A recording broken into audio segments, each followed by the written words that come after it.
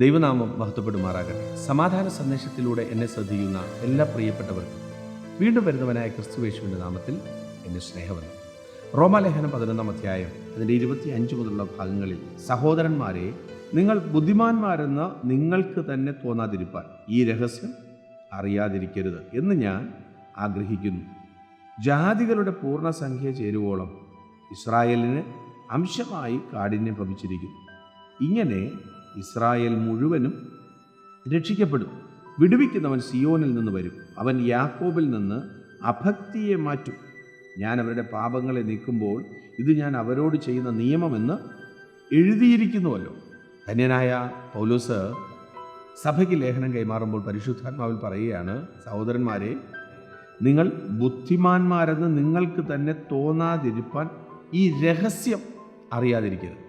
പരിശുദ്ധാത്മാവ് പറയുന്നു, നിങ്ങൾക്ക് ബുദ്ധി വലുതാണ്, നിങ്ങളുടെ ബുദ്ധി വളരെ വലുതാണെന്ന് നിങ്ങൾക്ക് തോന്നാതിരിക്കാൻ ഈ രഹസ്യം നിങ്ങൾ അറിയാതിരിക്കരുത്. അതിന് തൊട്ട് മുകളിലൊക്കെ ദൈവത്തിൻ്റെ സ്വന്തം ജനത്തെ മാറ്റിയിട്ട് ദൈവം ജാതികളെ രക്ഷയിലേക്ക് കൊണ്ടുവരുന്ന ഒരു ഭാഗം പുസ്തകം പറയുകയാണ്. എന്ന് വെച്ചാൽ, പാപത്തിനകത്ത് സഞ്ചരിച്ച നമ്മളോടുള്ള ദൈവത്തിൻ്റെ കരുണ സാധാരണമാണെന്ന് തൊട്ട് മുകളിലൊക്കെ പറയുന്നുണ്ട്. എന്നാൽ ആ കരുണ ലഭിച്ച് ആ പാപത്തിനകത്ത് നിന്ന് രക്ഷിക്കപ്പെട്ട് ഈ ദൈവത്തോട് ചേർന്ന് നടക്കുമ്പോൾ അവിടെ പറയുകയാണ്, നിങ്ങളൊരു രഹസ്യം അറിയാതിരിക്കരുത്. എന്നിട്ട് പറയുകയാണ്, ജാതികളുടെ പൂർണ്ണസംഖ്യ ആകുവോളം ഇസ്രായേലിന് അംശമായി കാഠിന്യം ഭവിച്ചിരിക്കുന്നു.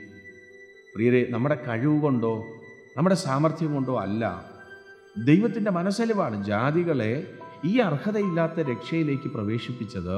ദൈവത്തിൻ്റെ മനസ്സലിവാണ്. അതിനു വേണ്ടിയിട്ട് ഇസ്രായേലിന് അല്പസമയത്തേക്ക് കാഠിന്യം ഭവിച്ചിരിക്കുന്നു എന്നാണ് പറഞ്ഞത്. എന്നാൽ ആ കാഠിന്യത്തിനകത്ത് നിന്ന് അവരെ വിടുവിപ്പാൻ കഴിയുന്ന ഒരു ദൈവമാണ് നമ്മുടെ ദൈവം. ഈ കാലഘട്ടത്തിൽ നമ്മൾ ചിലരെയൊക്കെ കാണാറുണ്ട്, രക്ഷയുടെ സന്തോഷത്തിനകത്ത് പ്രവേശിച്ച് അതിനകത്ത് ഉല്ലാസത്തോടെ നിൽക്കുമ്പോൾ മറ്റുള്ളവരെ കാണുമ്പോൾ ഒരു പുച്ഛഭാവം, അല്ലെങ്കിൽ മറ്റുള്ളവരെ കാണുമ്പോൾ അവർ ഈ സന്തോഷത്തിനകത്ത് വന്നിട്ട്, അവർ ഈ സമാധാനത്തിനകത്ത് വന്നിട്ട് സാഹചര്യങ്ങൾ കൊണ്ട് തെറ്റിപ്പോകുന്നവരോട് വല്ലാത്ത രീതിയിൽ പെരുമാറുന്നവരെ നമുക്ക് കാണാൻ പറ്റും. പ്രിയരെ, ബൈബിൾ പറയുന്നൊരു കാര്യമുണ്ട്, നിങ്ങൾ ആരെയും വിധിക്കരുത്.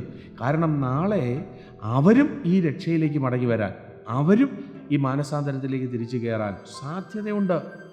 യേശുവിൻ്റെ കൂടെ നടന്ന 12 ശിഷ്യന്മാരിൽ ഒരുവനായ പത്രോസ് അസാധാരണമായ വെളിപ്പാടുകളെ കൈമാറിയിട്ട് കർത്താവിൻ്റെ ക്രൂശീകരണത്തിന് ശേഷം തൻ്റെ വഴിക്ക് തിരിഞ്ഞു പോയത് ബൈബിൾ നമ്മെ പഠിപ്പിക്കുന്നല്ലോ.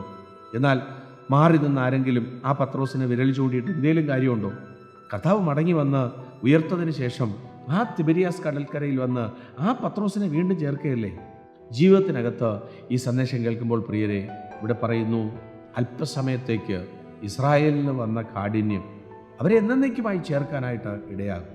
നമ്മുടെ ജീവിതത്തിനകത്ത് ആരെയും വിധിക്കാതെ, ആരെയും വിരൽ ചൂണ്ടാതെ, നമുക്ക് ലഭിച്ച ആ ദയയും കരുണയും നമ്മുടെ മിടുക്കല്ല, നമ്മുടെ കഴിവല്ല എന്ന് ചിന്തിച്ചിട്ട് നമ്മൾ ബുദ്ധിയില്ലാത്തവരായി പോകാതിരിക്കാൻ കർത്താവോട് പറയുകയാണ്, ആ ദൈവത്തിൻ്റെ ദയയാണ്, ആ വിശ്വസ്തതയാണ്. ഇതൊരു രഹസ്യമാണ്. ദൈവത്തിൻ്റെ മനസ്സലിവും ദയ എന്ന് പറയുന്ന ഒരു രഹസ്യമാണ്. അതുകൊണ്ട് ആരെയും മുൻവിധിയോടെ കാണാതെ ലഭിച്ച ആ രക്ഷയ്ക്കകത്ത് സന്തോഷത്തോടെ വിശ്വസ്തയോടെ സഞ്ചരിപ്പാൻ ദൈവം കൃപ ചെയ്യട്ടെ. വിശ്വസിക്കുക, പ്രാർത്ഥിക്കുക. ദൈവം വിശ്വസ്തൻ. God bless U.